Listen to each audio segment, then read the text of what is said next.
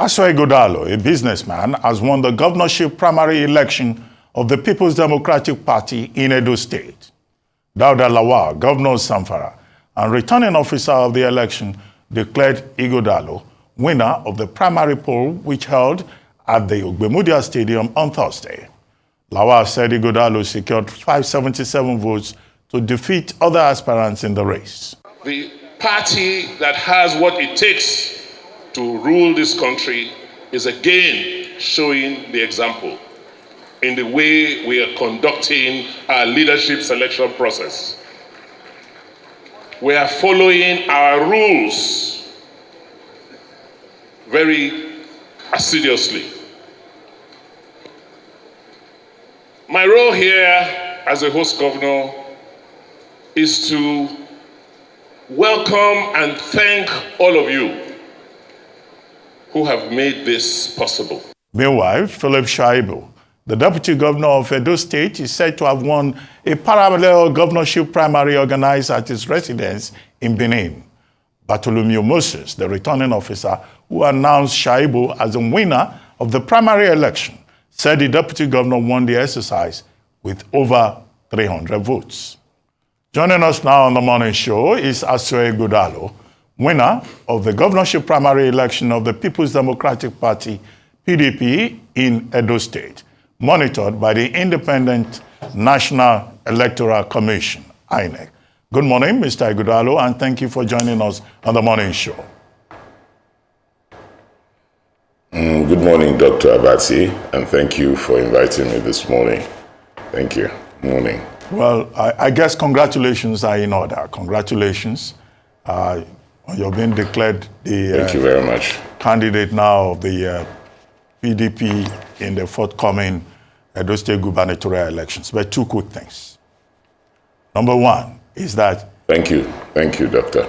The media keeps reporting that you are the preferred candidate of Godwin Obaseki, the governor. And I know that, look, you had addressed this again and again, but it looks like it's not going away.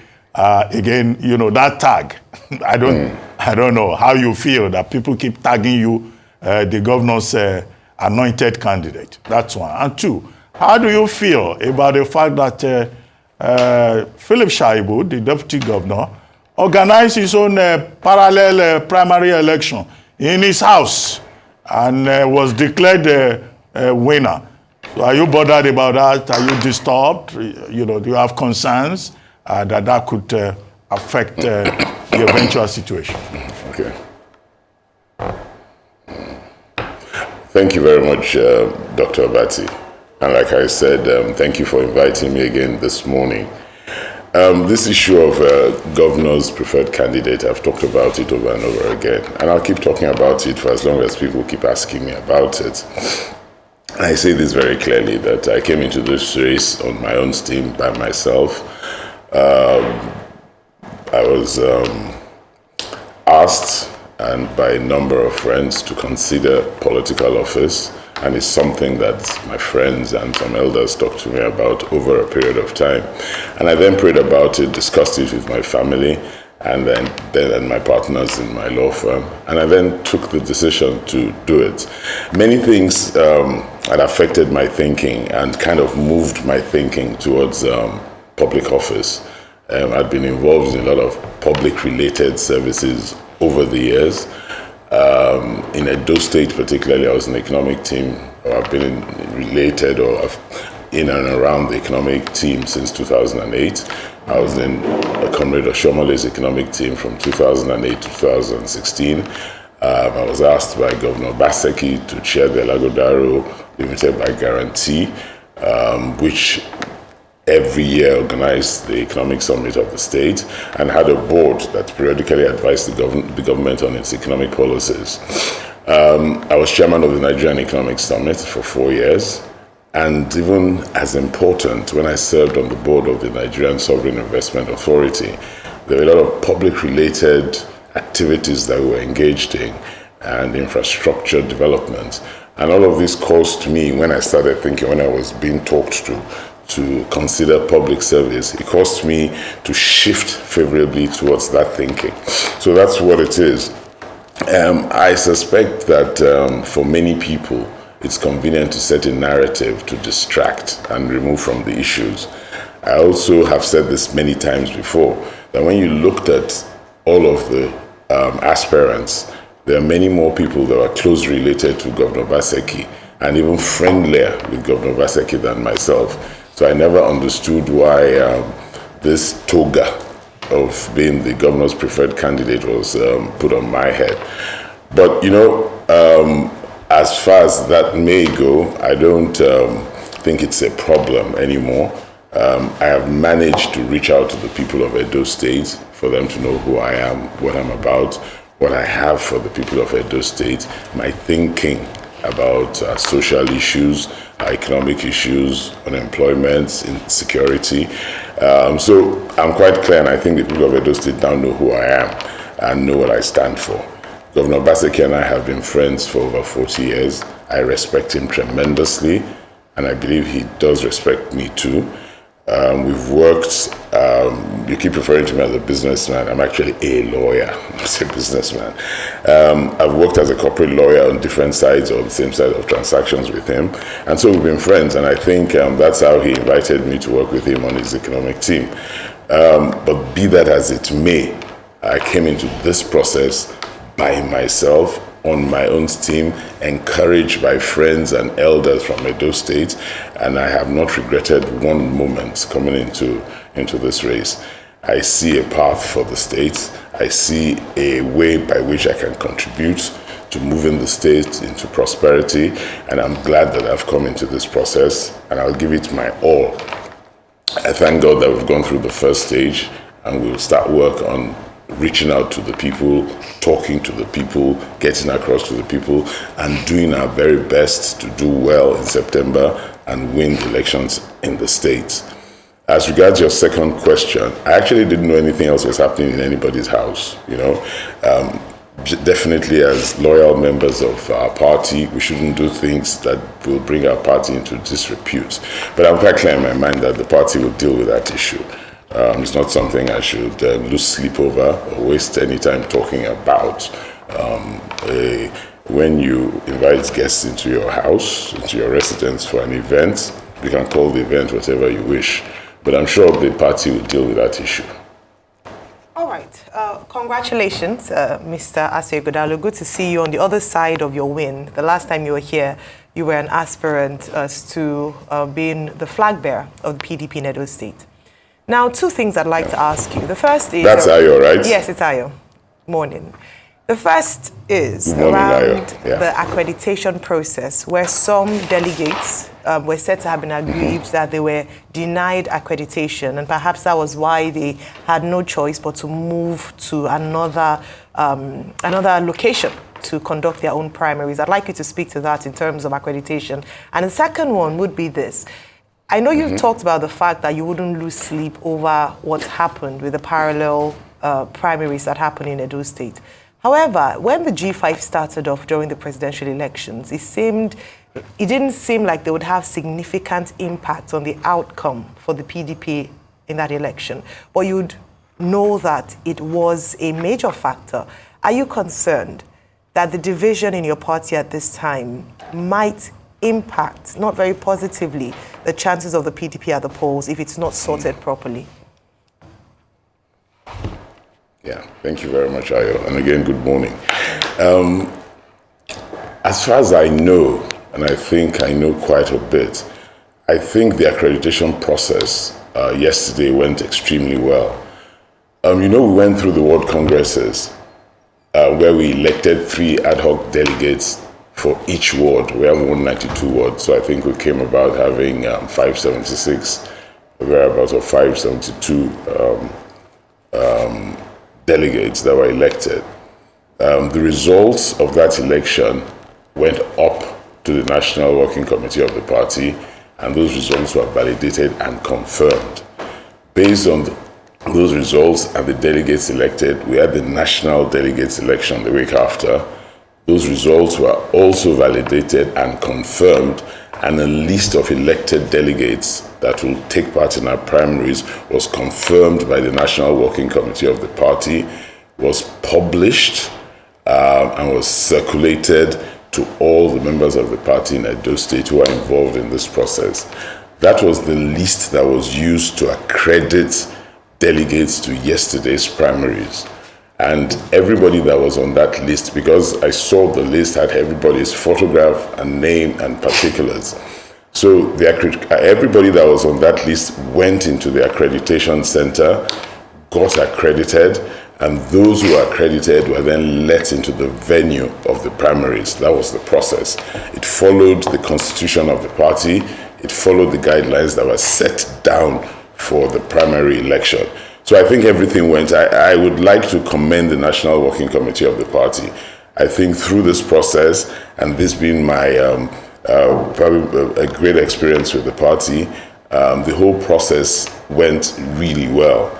And I really give kudos to the National Working Committee. I think they did really well. And for me, what I saw yesterday, I didn't see any proper delegate or validated delegate complaining. Anybody can draw up a list in their bedroom and then say that is the list of delegates. There's a process. Like I said, we shouldn't bring the party into disrepute. We should always act in accordance with the laws we set.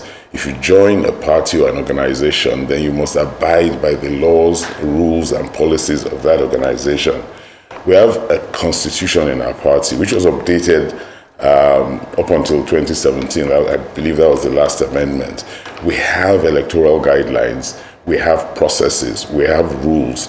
We have appeal processes. The party has strong internal mechanisms for dispute resolution and for resolving its issues. So I find it a bit strange that people resort to self-help. I don't think it's a proper way to proceed. I don't think people that seek to lead should not follow the law and should not follow the rules that are set down and behave in a manner that will bring a credible organization into any form of disrepute. So I think the process went well yesterday as far as I am concerned and as far as I know, and from the feedback I've received from the very many delegates that came from all over the state to attend this process. Again, I commend the National Working Committee and the local organizing committee for the organization that was put in place. If you are not validated, if you are not listed and confirmed by the National Working Committee, you couldn't stroll into the accreditation center and demand to be accredited. We're not in a jungle environment. There are rules and regulations, and we will abide by those rules and regulations. And I think many or nearly all of the party members that came from far and wide abided by those rules and regulations. And I think we had a smooth and transparent and effective primaries overseen by Governor Lawal and Governor Sheriff of Delta State, and a very strong panel that had a former senator, a senior advocate of Nigeria, and strong party members. And I think everything went well. And like I said, I give kudos to the National Working Committee. As regards the consequential effect of what happened somewhere else in town, like I said before, the party has strong internal mechanisms for dealing with things like that, and the party will deal with it. The party will be fair, the party will be just, and the party will deal with it. Like I don't think that anybody should just wake up and decide that they want to do something contrary to what the party has set down and seek to get that validated. We're not in the jungle anymore, and we're not in the 18th century when everything was by brute and force. I think the rules and regulations were in the 21st century, and we'll act in accordance with those rules and regulations. So like I said, the party will deal with all these issues, and I'm not losing any sleep over this. There's a lot of work to be done now. Okay. We have to come and unite the party, get guys back together so that we can prepare for the elections in September. But congratulations once again, Mr. Asue Ighodalo. I'm really excited about your optimism that you say we're not in the 18th century, but I'm sorry, I disagree with you. In Nigerian politics, we're in the wild, wild west, even worse than the 18th century. If not, you wouldn't see all this shenanigan happening everywhere in our politics. I mean, it's way worse than that. Let's not try to, put a lipstick in the mouth of a pig. It's murky. it is dirty, and what happened yesterday is an indication. And I have to say that strongly. I mean, Ayo cited good morning, sir. Ayo cited the G5. You know, we can go way back, even what happened to Soludo before his emergence, how the case had to draw out for a while in Anambra State and all of that. But there's a case in court. A certain Moru took a case to court. In fact, was trying to get an ex-party to stop the party primary from going on. But the judge said that we'd like to hear all sides on this. I mean, what's your take on that, number one? Number two, we talked, you know, we had a conversation last time you were here about funding for projects in Edo State. And you threw up some very exciting ideas. I want to hear your ideas on, you know, funding, for instance, for infrastructural projects around the bypass, the Warri-Sapele Road, you know, in Benin, and a couple of other road projects in and out of the states, you know, those options. Thank you very much. Again, Rufai, thank you, and good morning. Morning. You. I think there will always be contestations and sometimes disputes in any gathering or group of people. The issue really is how those disputes are resolved. That truly is the issue. And I said earlier that I have every confidence that our party has strong internal mechanisms for resolving disputes. And we have, at the last resort, we have our courts. You know, when cases become justiciable, we have our courts. And our courts will deal from the lower courts to the appellate court to the Supreme Court. We have a court system that will again deal with these issues. We must, as much as possible, try and abide by the rule of law. And that's what I was trying to say. And so all of these issues will go through the normal process and the normal judicial process after they've gone through our own internal processes. Yes, I became aware yesterday after the primaries that there was an ex parte application filed in court, and certain persons were trying to get an injunction to stop the process. And the courts did the right thing. There are a plethora of judicial decisions that suggested and validates the position of the Federal High Court judge. And I think that's the proper thing, you know, like I said, and that seems to confirm my position that we're not in the 18th century. There's a process, there are precedents, and there are rules of court, and the judge rightly followed those processes. So again, like I said, I'm really not too worried. Once we abide by the rule of law, things will take their natural course. There will be disputes, people may disagree, but things will be resolved. And so I'm not as pessimistic as you are, Rufai. And again, Rufai, if you're looking in from the outside, sometimes it appears as if, or it may sometimes appear as if things are the way you've described them, you know, jungle, what did you call it? But that's not, there's some method in the madness, you know, and there are rules, there are regulations. Once there's respect in the process, once people follow the rules, the problems are not as daunting as they may appear. So, like I said earlier to Ayo, I'm not as worried as many people may think one should be at this time. As regards the funding, I discussed this to you a number of times. I've discussed this and I discuss it again. There are different ways and there are creative ways of funding. If you remember, the government of Edo State just recently had a concession arrangement with a group of DFIs on how to fund the Benin-Asaba Road.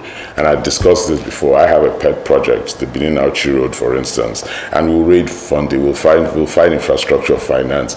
The issue with raising funding is for the funders to trust the process. If they see there's transparency in governance and they trust the process and they know that there's a way in which the money will come back at the end of that process and the money won't leak and the money will go for the projects you want it to go for, then you will find funding. And so I'm not too worried about finding funding. I've been raising funds commercially and corporately in the last nearly 30 years. On project finances and transactions. So I'm not too worried about finding appropriate, well-priced, cheap funding to attract infrastructure development into Edo State, all kinds of type, blended funding, green funding, creative funding. There's a lot of money out there. There's at least $17 trillion of capital out there that's earning zero interest that we can attract if they trust the governance process, if there's transparency in the governance process, you know. So I don't worry too much about that. What we need to do is to be focused, put together a right team, be hardworking, identify the problems of the people, meet the people at their points of distress. There's so much that must be done. Inflation is high. You know, we continue having this high rate of devaluation, cost of living. I was in the market the other day and people were really distressed. There's a lot of suffering in the land.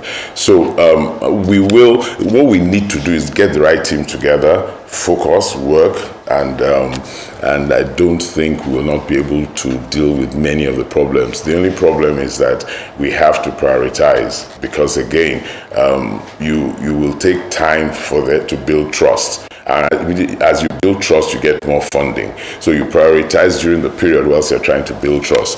But I know that by God's grace, we'll be able to achieve this and we'll be able to attract the right kind of funding. It's the same thing in the private sector. You know, when they trust a corporate, they think the corporate management is good, then that corporate attracts more funding. That corporates that are not well trusted. Same principle. And that's the principle we'll bring to governance in Edo State. And one more thing before I round up on this, you know, a verification of our process for the primaries, and I should have said that when I was responding to Ayo's question, is that we had 7 participating in this primary, and all of the candidates participated actively, and we had an effective and transparent primaries yesterday. So again, I'm not as bothered as you're making out in your questioning. Thank you. Okay. Well, beyond the primaries and, you know, talks about accreditation and all that, let's now focus on the main job ahead. What is your vision for Edo State? What kind of governance model do you intend to adopt? Thank you very much, Doctor. First of all, governance model to be fully inclusive. I'll bring fully inclusive. Our government will be accessible. We will go down to the grassroots. We'll talk to our people, find out where the problem points are.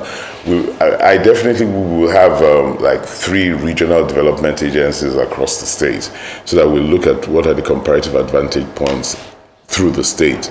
We'll look at the soil types we have, what's best planted where. We'll look at where we can set up industries and how we can attract industries.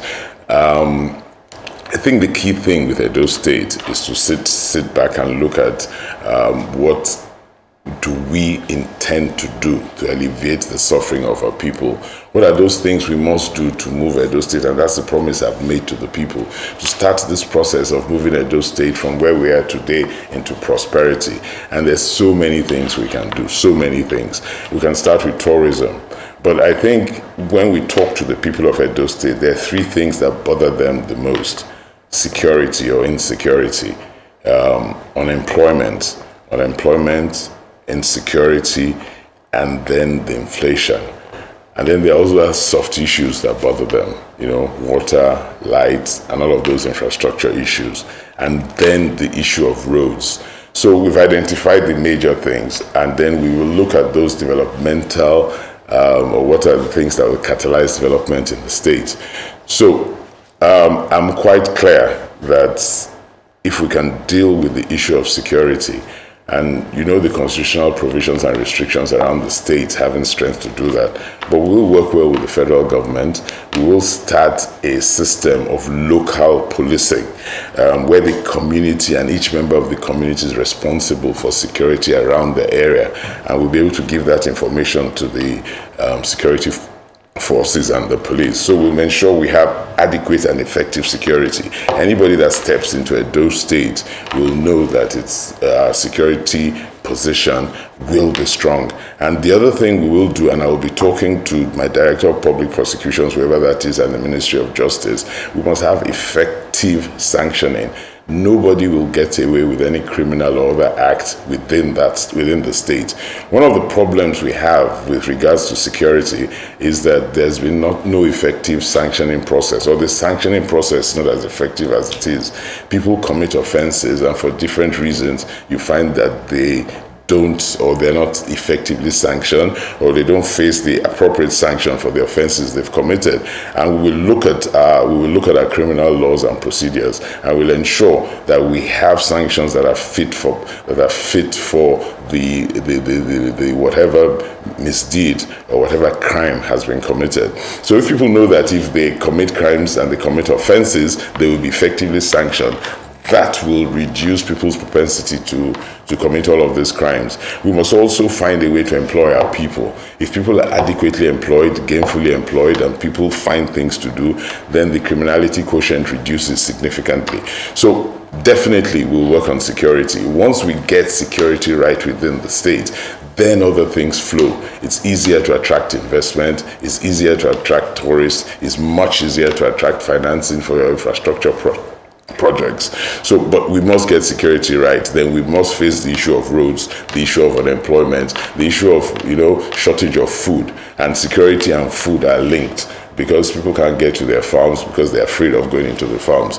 So, Ruben, we have a clear program. I see a path for Edo State to move from where it is today into prosperity. And what we are going to do is roll up our sleeves from day one, gather together a first-class team, and work as hard as we can for the good people of Edo State, to put money into their pockets, to make their lives much better, and to move us into prosperity.